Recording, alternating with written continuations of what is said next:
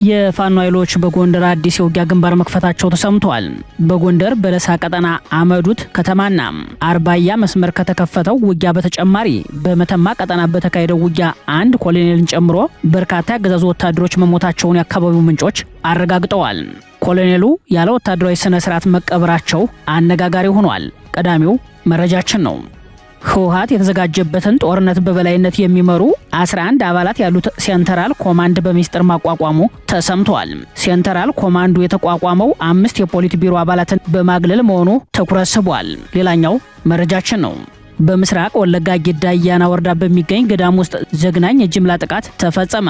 በወለጋ ምድር በአማራ ላይ ለሚፈጸመው የጅምላ ጥቃት አፋጣኝ ሰብአዊነትና የነፍስ አድን ጥሪ ቢቀርብም ዓለም ለጉዳዩ ትኩረት እንደነፈገው ነው። በሰሞኑ ጥቃት ብቻ ከ200 በላይ አማራዎች ተገለዋል። በዝርዝር ይደመጣል። ከባህር ዳር የተነሳው ድሮን በአንድ ሳምንት ውስጥ ለሁለተኛ ጊዜ ተመቶ ወድቋል። የአልቡርሃን ጦር ከኢትዮጵያ የተነሳውን ድሮን መቶ መጣሉን አረጋግጧል። በኢትዮጵያ ድንበር የተቀሰቀሰው ውጊያም ተባብሶ እንደቀጠለ ነው። በሌላ በኩል የአስመራው መንግስት በብልጽግና የቀረበውን የአየር መንገዱን መከራከሪያ ሙሉ በሙሉ አልቀበልም ብሏል። ለሰዓቱ የመረጥንላችሁ ቀጠናዊ መረጃዎቻችን ናቸው። ሰላም ጤና ይስጥልን ውድ የጣና ቲቪ ተከታታይ ቤተሰቦቻችን፣ አብራችሁን ስትቆዩ እነዚህና ሌሎች ዝርዝር መረጃዎችን ታደምጣላችሁ። አክብሮታዊ ግብዣችንን በማስቀደም ወደ ሰዓቱ ዜናና መረጃዎቻችን እናመራለን። የፋኖ ኃይሎች በጎንደር አዲስ የውጊያ ግንባር መክፈታቸው ተሰማ። በአፋብን በላይ ዘለቀ 3ኛ ዕዝ ዳግማዊ ቴዎድሮስ 5ኛ ኮር ኢንጂነር ቅጣው እጅጉን ንስር በለሳ ክፍለ ጦር የተውጣጡ የብርጌድ አህዶች ባመዱት ከተማ በአገዛዙ ጦር ላይ የማጥቃት ውጊያ መክፈታቸውን የፋኖ ምንጮች ገልጸዋል። በዚህ አዲስ የውጊያ ግንባር ከተማው ድረስ ዘልቀው በመግባት በአገዛዙ ጦር ላይ በሰነዘሩት ማጥቃት ከፍተኛ የተባለ ሰብአዊ ጉዳት ማድረስ መቻላቸውን የፋኖ ምንጮች ለጣና ቲቪ አረጋግጠዋል። የአገዛዙ ጦር ከየኋላ ወደ አርባያ ከተማ እንቅስቃሴ ቢያደርግም ቀድሞ ወታደራዊ ገዥ ቦታዎችን በመያዝ ተጨማሪ ኪሳራ ማድረስ መቻላቸውን የገለጹት የፋኖ ኃይሎችም የአገዛዙ ጦር ወደ መጣበት ለመመለስ ተገዷል ነው ያሉትም። እንደ ፋኖ ምንጮች መረጃ በዚህ አውደ ውጊያ በአገዛዙ ኃይል ላይ በርካታ ሰብአዊና ቆሳዊ ኪሳራ ለማድረስ የተቻለ ሲሆን 20 የአገዛዙ ኃይል ሲደመሰስ ከ15 በላይ የሚሆኑት ደግሞ ከባድና ቀላል ጉዳት አስተናግደዋል ሲልም መረጃውን ያደረሰን በአፋብን በላይ ዘለቀ 3ኛ ዕዝ ዳግማዊ ቴዎድሮስ 5ኛ ኮር ነው። ከሰሞኑ በዚህ የጎንደር ቀጠና ተከታታይ የማጥቃትና የጸረ ማጥቃት ውጊያዎችን በማድረግ ላይ የሚገኙት የፋኖ ኃይሎችም በተለይም በምዕራብ ጎንደር ቀጠና ከፍተኛ ድል ማስመዝገባቸው ይታወሳል። በትናንትናው ዕለት በጎንደር መተማ ወረዳ በተካሄደው ውጊያ 2 ዲሽቃ ስናይፐር እና ብሬን በምርኮ ገቢ ሲሆን አንድ ሪጅመንት ሙሉ ያገዛዙ ጦር በውጊያው ሙትና ቆስለኛ እንደሆነ ነው የታወቀው። በጎንደር ቀጠና መተማ ወረዳ 2 ዲሽቃ ገቢ የሆነው ትላንት ነሐሴ 21 ቀን 2018 ዓ.ም በመተማ ወረዳ ኩመራ አውላላ የተሰኘው ወታደራዊ ካምፕ ላይ በሰፈረው ያገዛዙ ጥምር ሰራዊት ላይ በተከፈተ ማጥቃት ነው። የጣና የግንባር ዘጋቢ ባደረሰን መረጃ ላይ እንደተመላከተው አፋብን በላይ ዘለቀ ዕዝ መይሰው ካሳ 2ኛ ኮር ፊት አውራሪ ገበየው ክፍለ ጦር በመተማ ወረዳ ኩመራ አውላላ የሰፈረውን ጥምር ሰራዊት ኮንክሪት ምሽግ ድረስ ዘልቆ በመግባት ምሽጉን በመሰባበር አብዛኛው የተደመሰሰ ሲሆን በርካታ ቁጥር ያለው በሰብአዊ ምርኮ ደረጃ መያዙን ገልጿል። ከንጋቱ 12 ሰዓት የጀመረው አውደ ውጊያ እስከ ምሽት ድረስ የዘለቀ እንደነበር የፋኖ ምንጮች በበኩላቸው ቀኑን ሙሉ በዋለው ውጊያ 2 ዲሽቃ፣ 3 ብሬን፣ 1 ስናይፐርና ቁጥሩ በውል ያልታወቀ የነፍስ ወከፍ ክላሽና በርካታ ተኳሽ በምርኮ ገቢ ማድረግ መቻላቸውን አረጋግጠዋል። የአካባቢው ምንጮች በበኩላቸው በትላንቱ የምዕራብ ጎንደር ዞን በገንዳ ውሃ ከተማ በኩመር አውላላ ቀበሌ ወታደራዊ ካምፕ ላይ በተፈጸመው ጥቃትም ኮሎኔል አለሙ የተባሉ የመከላከያ አዛዥ ጨምሮ 28 ወታደሮች ወዲያውኑ ህይወታቸው ማለፉን ገልጸዋል። እንደ አካባቢው ምንጮች መረጃ ኮሎኔሉን ጨምሮ 28ቱም ወታደሮች አዞበር ኪዳነ ምሕረት ቤተክርስቲያን ያለምንም ወታደራዊ ስነ ስርዓት መቀበራቸውን ገልጸዋል። እንደ ዓይን እማኞቹ 17 ጽኑ ቁስለኞች ደግሞ በምዕራብ ጎንደር ዞን ገንዳ ውሃ አጠቃላይ ሆስፒታል ሕክምና እየተደረገላቸው ነው። በፋኖ ኃይሎች በኩል መጠነኛ የሚባል ሰብአዊ ኪሳራ መድረሱን የገለጹት የመረጃው ምንጮችም በአገዛዙ በኩል የደረሰው ሰፊ ሰብአዊ ኪሳራ መሆኑን ገልጸዋል። አገዛዙ በየ3 ወሩ አሰልጥኖ ወደ ውጊያ የሚያስገባቸው ታዳጊ ወጣቶች ብቻ ሳይሆን ውጊያ የመምራት ልምድ ያላቸው መስመራዊ መኮንኖች ጭምር በዚህ ውጊያ እያጣ መቀጠሉን የትላንቱ የመተማ ወረዳው የውጊያ ውጤት ማሳያ ሆኖ ይቀርባል። ህወሓት የተዘጋጀበትን ጦርነት በበላይነት የሚመሩ 11 አባላት ያሉት ሴንትራል ኮማንድ በሚስጥር ማቋቋሙ ተሰማም። ህወሓት ጦርነቱን የሚመራና የመጨረሻ ውሳኔ የሚሰጥ 11 አባላት ያሉት ሴንትራል ኮማንድ በሚስጥር ማቋቋሙን ወታደራዊ ምንጮች ገለጹ። ሴንትራል ኮማንዱን ያቋቋመው ሰሞኑን በብልጽግና በኩል እየተደረጉ ያሉ ተከታታይ የድሮን ጥቃቶችን መነሻ በማድረግ ዓለም አቀፉ ማህበረሰብ ተገቢ ትኩረት እየሰጠኝ አይደለም በሚል ወደ ተሟላ ራስን የመከላከል ላለው ሙሉ ጦርነት ለመግባት መሆኑ በወታደራዊ መረጃው ላይ ተመላክቷል። ምንጮች እንደሚሉት ይህ የመጨረሻው ውሳኔ ሰጭ እንደሆነ የተነገረለትና 11 አባላት ያሉት ሴንትራል ኮማንድ 5 የህወሓት ፖሊት ቢሮ አባላትን ጭምር አግልሎ ሚስጥራዊ በሆነ መልኩ ተቋቁሟል። በልዩ ሁኔታ የተደረገው ምርጫ የፖሊት ቢሮ አባላትን በማግለሉ ጥያቄ ማስነሳቱን ምንጮች ጠቁመዋል። የፖሊት ቢሮ አባላት 9 ሲሆኑ ከነዚህ ውስጥ 4ቱ ከአዲሱ ሴንትራል ኮማንድ አባልነት ሲካተቱ 5ኛው ሰው ከማዕከላዊ ኮሚቴ ወጥቷል ነው የተባለው። ከማዕከላዊ ኮሚቴ ወደ ፖሊት ቢሮ ከፍ ያሉት አቶ ጌታቸው አሰፋ ሲሆኑ የተቀሩት 5 የፖሊት ቢሮ አባላት እንዲገቡ አልተደረገም። 5ቱ የፖሊት አባላት ከሴንትራል ኮማንዶ ሳይካተቱ የተገለሉት ጽምዶ ላይ ጥያቄ በማንሳታቸው ምክንያት መሆኑን ለጉዳዩ የቀረቡ ምንጮች ጠቁመዋል። የህወሓትን የተገንጣይነት ህሳቤ በስፋት በማቀንቀን የሚታወቁት ክንፈ ዳኘው ድንገት የፖሊት አባል መሆናቸው ከመርህ አሰራር አንጻር በዋናነት 5ቱን የህወሓት ፖሊት ቢሮ አባላትን ክፉኛ ያስቆጣ መሆኑ ታውቋል። የሆነው ሆኖ በህወሓት ዘንድ አይቀሬ ነው የተባለውን ጦርነት በበላይነት የሚመሩት 11ዱ የሴንትራል ኮማንድ አባላት ስም ዝርዝር ይፋ ሆኗል። ከህወሓት በኩል አንደኛ የሴንትራል ኮማንዱ ሊቀመንበር ደብረጽዮን ገብረ ሚካኤል፣ ሁለተኛ ወይዘሮ ፈትለወርቅ ገብረ እግዚአብሔር ሞንጀሪኖ፣ ሶስተኛ አቶ አማኑኤል አሰፋ፣ አራተኛ አብርሃም ተከስተ፣ 5ኛ አቶ ጌታቸው አሰፋ መሆናቸው ታውቋል። ከሰራዊቱ በኩል ሌተናል ጀነራል ፍስሐ ኪዳኑ፣ ብርጋዴር ጀነራል ኃይለ ስላሴ ግርማይ ወይንም ወዲ እምበይተይ፣ ሜጀር ጀነራል ዮሐንስ ወልደ ጊዮርጊስ ወይንም ጆን መዲድ፣ ብርጋዴር ጀነራል ምግብ ኃይሌ፣ ሜጀር ጀነራል ብርሃነ ነጋሽና ድንገት የተካተቱት ሜጀር ጀነራል ክንፈ ዳኘው ናቸው። እነዚህ የሴንትራል ኮማንድ አባላት ጦርነቱን የሚመሩና የመጨረሻ ውሳኔ የሚሰጡ መሆናቸው በወታደራዊ መረጃው ላይ ተመላክቷል። በሌላ በኩል የፌዴራል መንግስት በኦባሳንጆ በኩል ለህወሓት ያቀረበውን 3 የድርድር ቅድመ ሁኔታዎችን የሚያፈርስ የተደራጀ እንቅስቃሴ ሲጀመር የእንቅስቃሴው መሪ ደግሞ አቶ ጌታቸው አሰፋ ሆነዋል የሚል ክስ ቀርቦባቸዋል። የቀድሞው የናይጄሪያ ፕሬዝዳንት ኦሉሴጉን ኦባሳንጆ ለህወሓት ያቀረቡት የብልጽግና 3 የድርድር ቅድመ ሁኔታ አንደኛ ጽምዶ በሚል ስም እየተደረገ ያለው የኢትዮጵያ ሉዓላዊነት የሚፈታተን ድርጊት እንዲቆም፣ ሁለተኛ ህወሓት በኃይል ያፈረሰውን ጊዜያዊ አስተዳደርን ወደ ቦታው እንዲመልስ፣ ሶስተኛ ወታደራዊ ትንኮሳዎች እንዲቆሙና ወደ ዲዲአር ማዕቀፍ እንዲገባ ማድረግ የሚሉ መሆናቸው ይታወቃል። እነዚህ የብልጽግና የድርድር ቅድመ ሁኔታዎች የህወሓቱን ሊቀመንበር ደብረጽዮን ገብረ ሚካኤልን አስቆጥቶ በመጨረሻ ቅድመ ሁኔታዎችን ለማክሸፍ በጌታቸው አሰፋ የሚመራ ዘመቻ ተጀምሯል ነው የተባለው። ከብልጽግና 3ቱ ቅድመ ሁኔታዎች አንዱ የሆነው ጊዜያዊ አስተዳደሩ ወደ ኃላፊነት ይመለስ ተብሎ የተጀመረውን እንቅስቃሴ ለማክሸፍ የቀድሞ የደህንነት ሹም ጌታቸው አሰፋ እንቅስቃሴ ጀምረዋል በሚል በሌተናል ጀነራል ታደሰ ወረደ ደጋፊዎች በኩል ክስ እየቀረበባቸው ይገኛል። ይህ በእንዲህ እንዳለ በትግራይ ክልል ከተለያዩ ተቀናቃኝ የፖለቲካና የጦር ኃይሎች ጋር ተሰልፈው የሚገኙ ታጣቂዎችን ወደ ቀደመ ሰላማዊ ህይወታቸውና ወደ የቀያቸው እንዲመለሱ ተሰጥቶ የነበረው የምህረትና የጥሪ ጊዜ ማብቂያው መቃረቡን ህወሓት ይፋ አድርጓል። በህወሓት ስራ አስፈጻሚ ምክር ቤት ውሳኔ ተሰጥቶ የነበረው ይህ ጥሪ ከተጀመረበት ከሐምሌ 28 ቀን ጀምሮ ለአንድ ወር ያህል የቆየ ሲሆን በመጪው ነሐሴ 28 ቀን 2018 ዓ.ም ሙሉ በሙሉ እንደሚያበቃ በመግለጫው ላይ ተገልጿል። ይህ የምህረት አዋጅ ካለቀ በኋላ ህወሓት ያለ ምህረት በትግራይ ሰላም ኃይሎች ላይ እርምጃ እንደሚወስድ በፕሮፓጋንዲስቶቹ በኩል በማስነገር ላይ ይገኛል። በምስራቅ ወለጋ ጌዳ አያና ወረዳ በሚገኝ ገዳም ውስጥ ዘግናኝ የጅምላ ጥቃት ተፈጸመ። በወለጋ ምድር በአማራ ላይ ለሚፈጸመው የጅምላ ጥቃት አፋጣኝ የሰብአዊነትና የነፍስ አድን ጥሪ ቢቀርብም ዓለም ለጉዳዩ ትኩረት እንደነፈገው ነው። በሰሞኑ ጥቃት ብቻ ከ200 በላይ አማራዎች ተገለዋል። በምስራቅ ወለጋ ጌዳ አያና ወረዳ በሚገኝ ገዳም ውስጥ ዘግናኝ ጭፍጨፋ መፈጸሙን ከስፍራው የወጡ መረጃዎች ያመላክታሉ። በምስራቅ ወለጋ ዞን ጌዳ አያና ወረዳ በሚገኘው ግንዳንሳ ሚካኤል ገዳም ውስጥ ተጠልለው የነበሩ በርካታ ሰዎች በኦሮሚያ ጸጥታ ኃይል በአሰቃቂ ሁኔታ በጅምላ መጨፍጨፋቸው ተሰምቷል። በዚህ አሰቃቂ የጅምላ ጥቃት ህይወታቸውን ካጡት መካከል ካህናት፣ መነኮሳት፣ ህፃናት፣ እናቶችና አቅመ ደካሞች እንደሚገኙበት የአካባቢው ምንጮች ገልጸዋል። በአካባቢው የሟቾች አስከሬን ተበታትኖ በአውሬ እየተበላ በጎርፍ እየተወሰደ እንደሚታይ ምንጮች ገልጸዋል። ጥቃቱን ተከትሎ በከፍተኛ ፍርሃትና በስጋት ውስጥ የሚገኙ በርካታ የአካባቢው ነዋሪዎችም መኖሪያ ቀያቸውን ለቀው በመሰደድ ላይ እንደሚገኙ ተገልጿል። የአካባቢው ነዋሪዎችና የመረጃ ምንጮች እንደገለጹት በአካባቢው ያለው የጸጥታ ሁኔታ ከቁጥጥር ውጭ መውጣቱንና አስቸኳይ ትኩረት እንደሚሻ አሳስበዋል። እስካሁን ያለመቋረጥ በቀጠለው ጥቃት በርካታ ንጹሃን አማራዎች ማለቃቸው ተሰምቷል።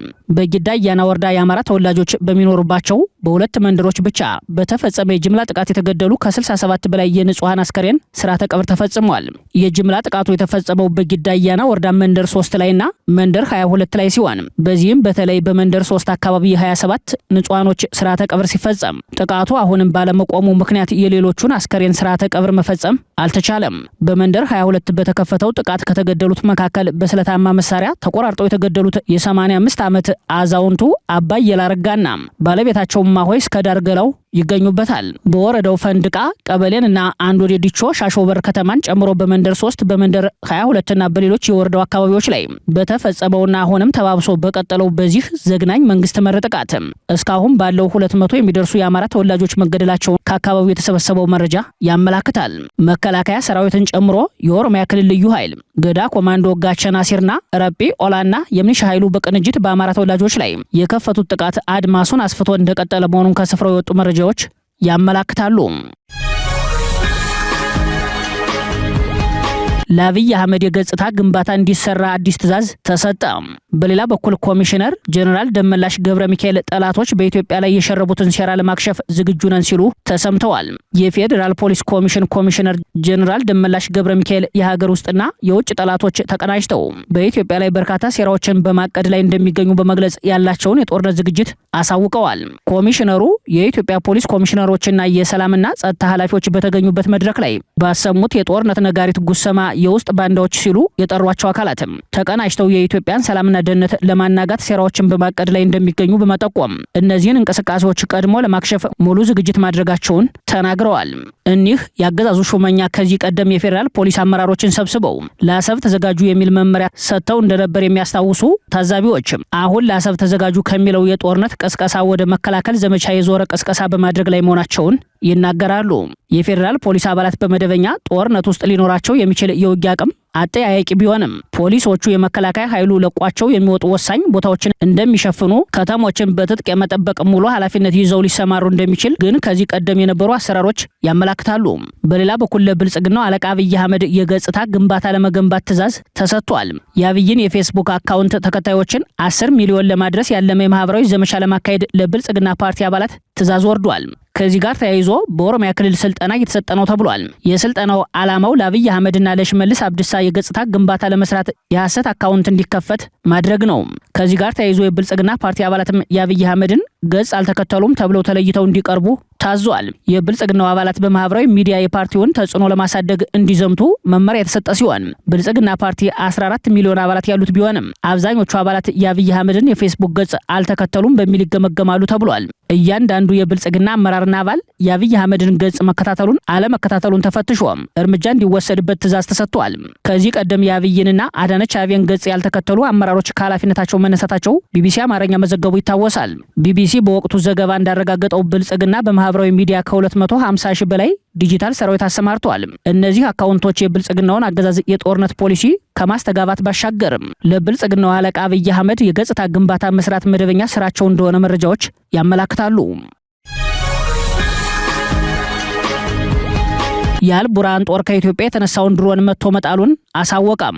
በኢትዮጵያ ድንበር የተቀሰቀሰው ውጊያም ተባብሶ እንደቀጠለ ነው። የአልቡርሃን ጦር ከኢትዮጵያ ድንበር የተነሳ ድሮን መጣሉን በአንድ ሳምንት ውስጥ ለሁለተኛ ጊዜ አሳወቀም። ከኢትዮጵያ ጋር በሚዋሰነው የሱዳን ብሉ ናይል ግዛት አቅራቢያ የሱዳን የመከላከያ ሚኒስቴር ድሮን መጣሉን የገለጸው ትላንት ነሐሴ 21 ቀን እኩለ ቀን ገደማ ነው። በጉዳዩ ላይ ሱዳን ትሪቡን የሱዳን መከላከያ ሚኒስቴርን ዋቢ አድርጎ እንደዘገበው ድሮኗ የተነሳቸው በቀጥታ ከኢትዮጵያ ግዛት ውስጥ መሆኑንና ኩሙሩክ አካባቢ ስትበር በአየር ላይ መመታቷን አመላክቷል። ከሱዳን ወታደራዊ መንግስት በኩል ለቀረበው ከባድ ክስ ከብልጽግና ባለስልጣናት በኩል እስካሁን የተሰጠ ምንም አይነት ይፋዊ ምላሽ የለም። የሱዳን ባለስልጣናት የአርኤስኤፍ ድሮንን ጨምሮ ከኢትዮጵያ ግዛት ጥቃቶችን ፈጽሟል ሲሉ ያሁኑ የመጀመሪያቸው አይደለም። ከዚህ ቀደም ነሐሴ 6 ቀን አርኤስኤፍ በብሉ ናይል ግዛት የጌሳን የድንበር ከተማን ሲያጠቃ የሱዳን ሰራዊት ምንጮች ጥቃቱ የተሰነዘረው ከኢትዮጵያ ግዛት ነው ብለው ነበር። በተመሳሳይ ባለፈው ግንቦት ወርም ካርቱም ኢትዮጵያንና የተባበሩት አረብ ኤሚሬትስን የድሮን ጥቃቶችን በማመቻቸትና መሳሪያ በማስታጠቅ ብትከስም ኢትዮጵያ የአርኤስኤፍ ኃይሎችን ታስተናግዳለች የሚለውን ክስ ኤሚሬትስም ለቡድኑ መሳሪያ ትሰጣለች የሚለውን ወቀሳ በጽኑ አስተባብለዋል። ከኢትዮጵያ የተነሳው ድሮን በአልቡርሃን ጦር ተመቶ የወደቀው በሱዳን ብሉ ናይል፣ ዳርፉርና ኮርዶፋን ክልሎች በሱዳን ብሔራዊ ጦርና በፈጥኖ ደራሽ ኃይሎች መካከል የሚደረገው ከባድ ውጊያ በተጠናከረበት ሰዓት ነው። በአልቡርሃን የሚመራው ወታደራዊ ኃይል የብልጽግናው አገዛዝ ድሮን በማስተኮስ ወይንም የሱዳን ፈጥኖ ደራሽ ኃይሎች ከኢትዮጵያ ግዛት ውስጥ ሆነው ተከታታይ የድሮን ጥቃት እንዲከፍቱ በማድረግ ላይ ነው ሲል በተደጋጋሚ መክሰሱ ይታወቃል። በተለይም ከባህር ዳር የተነሱ ድሮኖች ሱዳንን አጠቁ የሚለው ክስ መሰማት ከጀመረበት ካለፈው መጋቢት ወር ጀምሮ ተከታታይ ክሶች እንደቀጠሉ ነው። የሱዳን ተፋላሚዎች የኢትዮጵያን ድንበር ማዕከል ጠንካራ ውጊያ ላይ እንደሚገኙ መረጃዎች ያሳያሉ።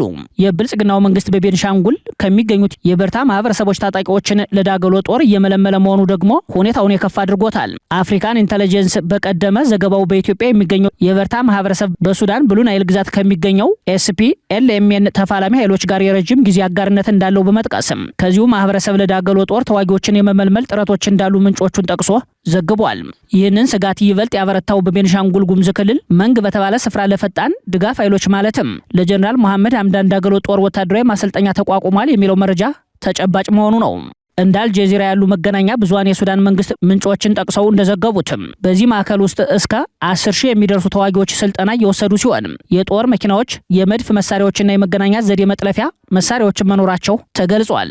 ይህ ስፍራ ከህዳሴ ግድቡ ጥቂት ኪሎ ሜትሮች ርቀት ላይ የሚገኝ መሆኑ ደግሞ ለኢትዮጵያ ብሔራዊ ደህንነት ከፍተኛ ስጋት ፈጥሯል። የሱዳን ጦር ይህንን መረጃ በመጠቀም በግድቡ ላይ የአጸፋ እርምጃ ሊወስድ ይችላል የሚል ስጋት በጉዳዩ ተከታታዮች ዘንድ ተፈጥሯል። በጀነራል አብዱል ፈታህ አልቡርሃን የሚመራው የሱዳን ብሔራዊ ጦርና በጀነራል መሐመድ ሐምዳን ዳገሎ የሚመራው ፈጥኖ ደራሹ ጦር በሱዳንና ኢትዮጵያ በሚዋሰኑባት የሱዳኗ ብሉ ናይል ግዛት ከባድ ፊልሚያ ማድረጋቸውን ሱዳን ትሪቢዩን የዛሬ ዘገባው ያመላክታል። የብሉ ናይል ግዛት አሁን ባለው የሁለቱ ኃይሎች ፊልሚያ ስትራቴጂካዊ ወታደራዊ ጠቀሜታ ስላላትም በሁለቱም በኩል ግዛቷን ጠቅልሎ ለመያዝ ከባድ ውጊያ ተደርጓል። ስትራቴጂክ ቦታዋ በሱዳን ጦር ኃይል እጅ ስር የነበረች ሲሆን በኋላ ላይ በኢትዮጵያ ድንበር ጫፍ ላይ የምትገኘዋን የሱዳኗን ኩሙሩክ ከተማን ጨምሮ የጀነራል ዳገሎ ጦር ተቆጣጥሯል። በአሁኑ ሰዓት የብሉ ናይል ግዛትን ከፊል የዳገሎ ጦር ሲቆጣጠር፣ ቀሪውን ከፊል ግዛት ደግሞ በጀነራል አልቡርሃን የሚመራው የሱዳን ብሔራዊ ጦር ይዞት ይገኛል። የአስመራው መንግስት በብልጽግና የቀረበው የአየር መንገዱን መከራከሪያ ሙሉ በሙሉ አልቀበልም አለ። የኤርትራ ማስታወቂያ ሚኒስተር የማነ ገብረ መስቀል በኤክስ ማህበራዊ ገጻቸው ባስተላለፉት መልእክትም የብልጽግና የባህር በር ፍላጎት የኤርትራን ሉዓላዊነት የሚጥስ ነው ሲሉ ከሰሱ። የማነ የኢትዮጵያን ይፋዊ የባህር በር ፍላጎትና ቀጣይነት ያለው የአህጉራዊ ውህደት ጉዳዮችን በመተንተን የሉዓላዊ ጎረቤት ሀገር የወደብ ወይንም የባህር ዳርቻ ቀጠና ላይ ያነጣጠረ ማንኛውንም አይነት የወታደራዊና የይዞታ ፍላጎት ንድፍ ማውጠንጠን ከዓለም አቀፍ ሕግ መርሆች ጋር የሚጋጭ መሆኑን ፋና ሚዲያ ኮርፖሬሽን ያወጣውን ዘገባ በመጥቀስ ገልጸዋል። ሚኒስትሩ አክለውም የኢትዮጵያ የባህር በር ፍላጎት የአፍሪካን ትስስር ለማገዝ ታስቦ የቀረበ ቢሆንም የብልጽግናው አገዛዝ አካሄድ ግን ከዚህ በተቃራኒው የተባበሩት መንግስታት ድርጅት ቻርተርንና የአፍሪካ ህብረት መተዳደሪያ ደንቦችን ሳይከተል ቀጠናዊ ጦርነትን የሚያዋልድ አደገኛ የወረራ ዕቅድ ብለውታል። የተባበሩት መንግስታት ድርጅት የኤርትራ ቋሚ መልእክተኛ አምባሳደር ሶፊያን ተስፋ ማርያም በበኩላቸው ገዢው ብልጽግና የባህር በር ፍላጎቱን ከአየር መንገድ አህጉራዊ ስኬቱ ጋር እያይዞ የሚያቀርበውን መከራከሪያ ረቂቅ የቃላት አጠቃቀም ሲሉ ገልጸውታል። አምባሳደሯ የኢትዮጵያ አየር መንገድ የአፍሪካ ዋና ከተማዎችን በማገናኘት ረገድ ታላቅ የአቪዬሽን ስኬት ታሪክ መሆኑንና ወደብ አልባ ሀገራት የሚገጥሟቸውን እውነተኛ ሎጂስቲክስ ፈተናዎች እንደሚረዱ ቢገልጹም ይህ አየር መንገዱ ስኬት ግን በቀጥታ ከአህጉራዊ ሉዓላዊነትና ከባህር ዳርቻ ይዞታ ጥያቄዎች ጋር ሊገናኝ የሚችልበት ህጋዊ አግባብ የለም ሲሉ ሞግተዋል። በተባበሩት መንግስታት ድርጅት ቻርተር ውስጥ የተጓዦችን የበረራ ርቀት ወደ ካሬ ኪሎ ሜትር የባህር ዳርቻ ግዛት የሚቀይር ምንም አይነት ድንጋጌ እንደሌለና የአፍሪካ ህብረት አጀንዳ 2063 ለግዛት ይዞታ የሚሆን የነጻ በረራ ማበረታቻ ፕሮግራም እንደማይዝ በመግለጽ የኤርትራን ዲፕሎማሲያዊ አቅም ያብራሩት አምባሳደሯ የብልጽግናን አካሄድ ኮንነዋል። ሁለቱ የኤርትራ ከፍተኛ ባለስልጣናት በጋራ እንዳመላከቱት የብልጽግና ጥያቄ ከትስስርና ከሎጂስቲክስ ባለፈ ሉዓላዊ ግዛትን የተለየ ስትራቴጂካዊ መብትን ወይንም ወታደራዊ ተቋማትን መገንባትን የሚያካትት ከሆነ ጉዳዩ ሙሉ በሙሉ ወደ ሉዓላዊነት ጥያቄነት እንደሚቀየር በመግለጽ አሳስበዋል። አምባሳደር ሶፊያ ተስፋ ማርያም ቀጥተኛ ተደራሽነት የሚለው ቃል በተባበሩት መንግስታት ድርጅት መርህ መሰረት ገና በውል ስምምነት ያልተደረሰበት በመሆኑ ሉዓላዊነትን በሎጂስቲክስ ስም ማቅረብ አስቸጋሪ መሆኑን ሲገልጹ፣ የማስታወቂያ ሚኒስትሩ የማነ ገብረ መስቀል ደግሞ የጎረቤት ሀገራትን ሉዓላዊነት ባከበረ መልኩ ሰላማዊ ውይይቶችን ማድረግ እንደሚገባ በመጠቆም ብልጽግናን አስጠንቅቀዋል። ክቡራትና ክቡራን ቤተሰቦቻችን ለሰዓቱ የሰናዱት መረጃዎቻችን የተከታተላችኋቸውን ይመስሉ ነበር። አብራችሁን ስለቆያችሁ ልባዊ ምስጋናችን ይድረሳችሁ እያልን የጣና ቲቪ ወቅታዊ ዜናዎች፣ ትንታኔዎችና ልዩ ልዩ ፕሮግራሞች ይደርሷችሁ ቻናላችን ሰብስክራይብ በማድረግ ቤተሰብ ይሁኑ። በተሳትፎ ሚዲያውን እንዲያጠናክሩ ጥሪያችንን እናቀርባለን። ጣና ቲቪ ከሀቅ ጋር